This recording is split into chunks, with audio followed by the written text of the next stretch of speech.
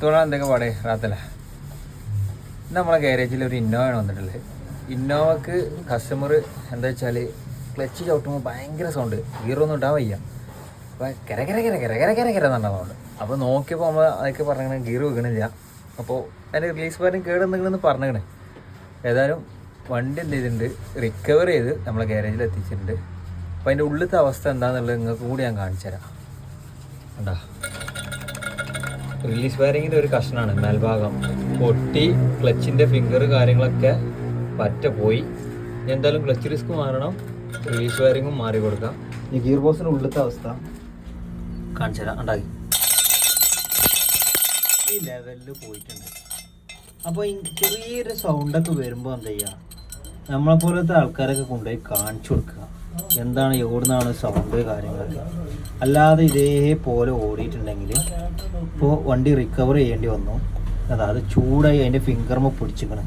കണ്ടാ, ചൂടായി പിടിച്ചിക്കണം. അത് ഇനി കുത്തി പൊളിച്ചെടുക്കണം. എന്തായാലും വർക്ക് സ്റ്റാർട്ട് ചെയ്തിട്ടുണ്ട്. വണ്ടി ഇന്ന് തന്നെ വേണമെന്ന് പറഞ്ഞിട്ടുണ്ട്. അപ്പോൾ പുതിയ ക്ലച്ച് ഡിസ്കും സാധനങ്ങളും വന്നിട്ടുണ്ട്. സെറ്റ് ചെയ്യാം.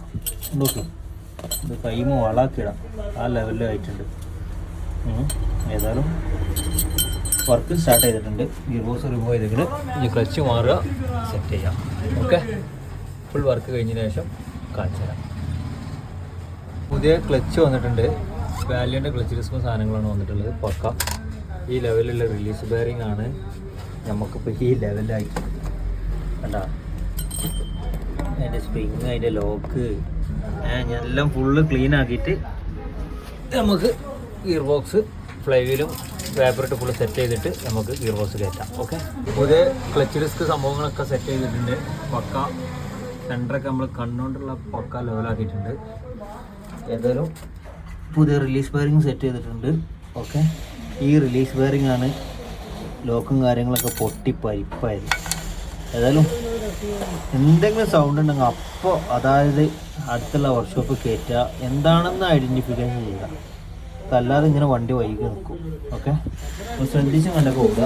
ഗിയറോല് മാറുക, സെറ്റ് ചെയ്യുക. ഓക്കെ, ഇന്നോവൻ്റെ ക്ലച്ച് വർക്ക് ഫുള്ള് കംപ്ലീറ്റ് ആയിട്ടുണ്ട്. സംഭവം നൈസായിട്ടുണ്ട്, പക്ക സ്മൂത്ത് ആയിട്ടുണ്ട്. ഇപ്പോൾ ക്ലച്ച് ചവിട്ടുമ്പോൾ സൗണ്ടോ കാര്യങ്ങളോ ഒന്നുമില്ല. അപ്പോൾ എല്ലാവരും എന്താ ചെയ്യുക, ജസ്റ്റ് വണ്ടിൻ്റെ എവിടുന്നെങ്കിലൊക്കെ സൗണ്ട് കാര്യങ്ങളൊക്കെ വരുമ്പോൾ ജസ്റ്റ് അടുത്തുള്ളൊരു വർക്ക്ഷോപ്പ് കാണിക്കുക. ഓടാൻ പറ്റുന്ന കണ്ടീഷനാണോ അതോ വഴിയിൽ നിൽക്കുമോ സ്വിപ്പാകുമോ എന്നുള്ളതൊക്കെ. എന്തായാലും ഈ വർക്ക് നമ്മൾ സെറ്റാക്കി കൊടുത്തിട്ടുണ്ട്. ഏകദേശം വണ്ടി നമുക്കൊരു 2:30 സമയത്തായിട്ട് വന്നിട്ടുണ്ട്. ഒരു 3:30-3:45 വണ്ടിൻ്റെ എല്ലാ പരിപാടിയും കഴിഞ്ഞിട്ടുണ്ട്. ഓക്കെ, സെറ്റാക്കിയിട്ടുണ്ട്. ഏതായാലും കസ്റ്റമർ വിളിക്കുക, വണ്ടി ഡെലിവറി ചെയ്യാം. ഓക്കെ, അടുത്തൊരു വർക്ക് ആയിട്ട് വീണ്ടും വരാം. Okay, by.